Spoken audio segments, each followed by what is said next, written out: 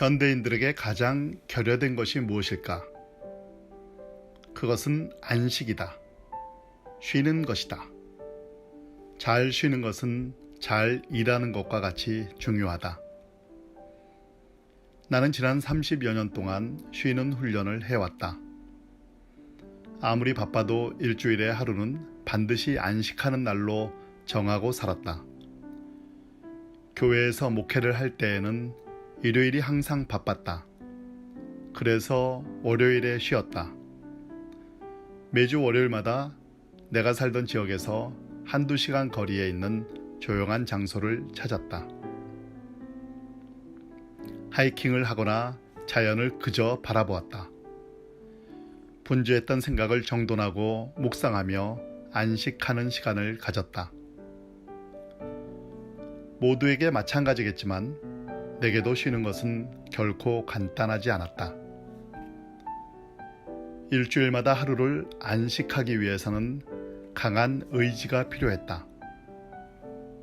참다운 안식을 누리는 데에는 분주함이라는 이 시대의 대적을 물리치겠다는 용기가 요구된다. 우리 부부는 비나 눈이 오는 월요일에도 변함없이 자연으로 나가 하루를 쉬었다. 그 자연 속에서 흐르는 강물 같은 유장한 시간을 보냈다. 은퇴한 후에는 보통 사람들과 같이 일요일을 안식의 날로 정했다. 월요일이건 일요일이건 안식은 우리 부부의 삶 속에서 너무나 중요했다. 나는 지금도 왕성하게 글을 쓰고 있다. 그것은 안식의 힘 때문이다. 쉼을 통해 에너지를 충전받는다. 지금도 지속적으로 안식하려 노력하고 있다. 일요일 안식을 위해 우리 부부는 토요일 저녁 시간부터 준비를 한다. 아내는 촛불을 좋아한다. 그녀는 토요일 저녁 식사 시간에 촛불을 켜놓고 다음 날의 안식을 준비한다. 일요일 아침 우리 부부는 교회에서 예배를 드리고 난 뒤에 산보를 한다. 새들이 지저귀는 소리를 들으며 묵상한다. 간혹 모르는 새를 발견하면 도서관에 가서 자료를 찾아보기도 한다. 산이나 들에 핀 꽃들을 보며 창조주를 생각한다. 물론 안식하는 날에는 일하지 않는다. 목사와 작가인 우리 아들들도 안식의 훈련들을 지속적으로 하고 있다. 그들에게도 일주일의 하루를 온전히 휴식하는 것은 삶의 가장 중요한 일부분이 됐다. 가던 길 멈추고 안식하며 하루를 쉬는 안식의 삶은 이 땅을 사는 사람들에게 아주 특별한 의미가 있다. 그러나 아쉽게도 진정한 안식을 누리며 살아가고 있는 사람들은 그리 많지 않다.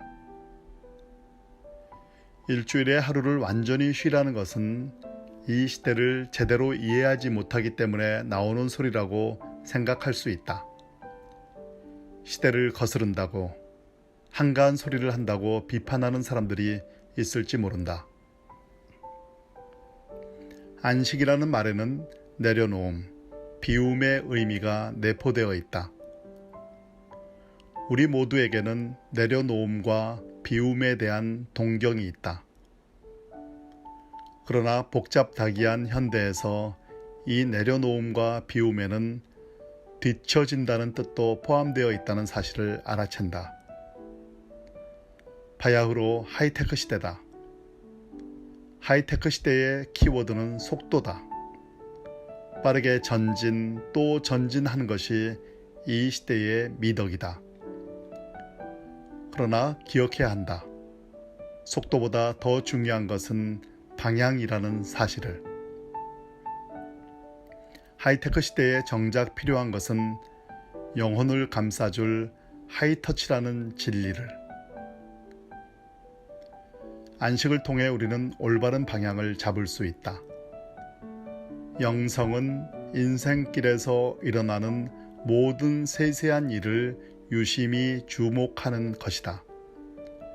유심히 주목하기 위해서 안식해야 한다. 안식을 하면서 우리는 출발점으로 돌아갈 수 있다. 출발점은 사모함과 들음의 장소다. 출발점은 공손함과 경청의 장소인 동시에 이해의 장소다. 출발점으로 돌아갈 때에 우리에게 놀라운 일이 일어난다. 엄청난 에너지가 우리 내부로 들어온다. 그때 영혼에서 아드레날린이 분비된다.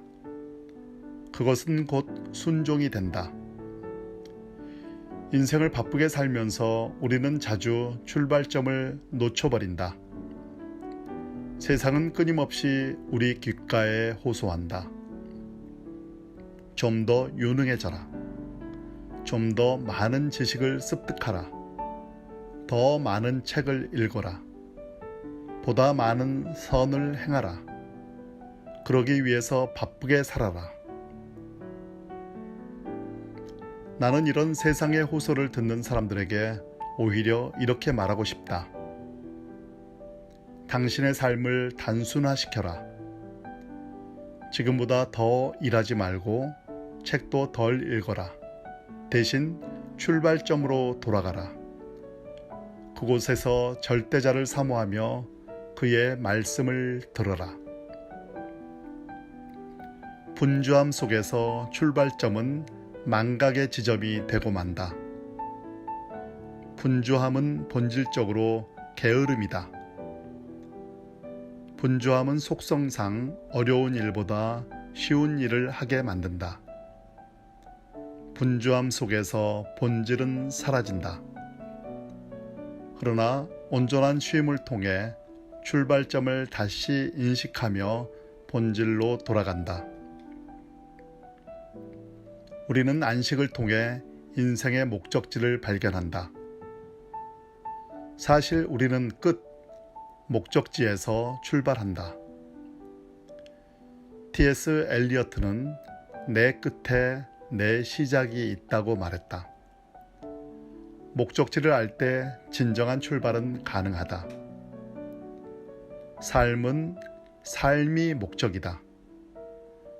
우리는 살기 위해, 더욱 풍성히 살기 위해 산다.